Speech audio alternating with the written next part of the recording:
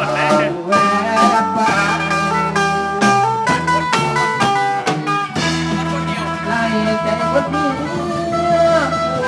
หลที่ลงว่า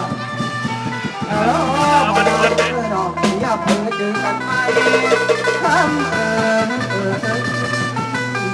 ถึงบ่เป็นเมียใหญ่พี่ก็ให้เกียรติน้องเป็นเมียอายต่างกันเสียน้องคนงาม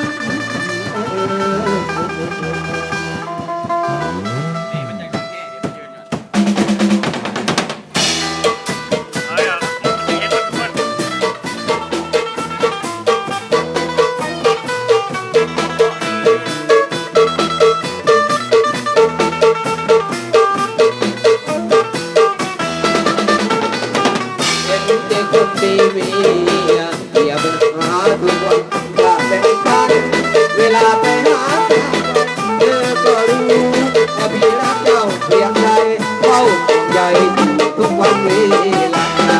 อย่างภรรยาไม่ได้กลัวเพื่อครอบครัวให้แก่เขาเป็นธรรมดารอหน่อยนะที่จะไปหาที่รักยังน้อยใจถือว่าเป็นไม่อายใจถือว่าเป็นไม่อายหมายว่าก่อนก่อนแต่คอยขอเวลาที่ตามคำของเราปล่อยและเจ้าหูแก่ทุกคนรักษาโดดต้องรอยยอมจะตายแค่ใครทั้งที่รู้อยู่แก่ใจว่าที่มีเมียแล้วยังสุดตาให้โอกาสแล้วชื่นชมแล้วเรารักไม่จางความคิดนอนเอาหัวใจสู้เศร้าเพียงกอดลูกนึกถึงด้วยความขอบคุณถ้าเมียรักอยู่แล้วยังเป็นห่วงบางคนละเพิ่มไปแล้วเราบางคนละเพิ่มไปแล้วเราเจ้าต้องหายก็ตายก็อาจทำใจเธอต้องกินเราที่เป็นเรื่องใหญ่ได้ถ้าโอกาสที่พี่จะรีบไปทันนั่นเอ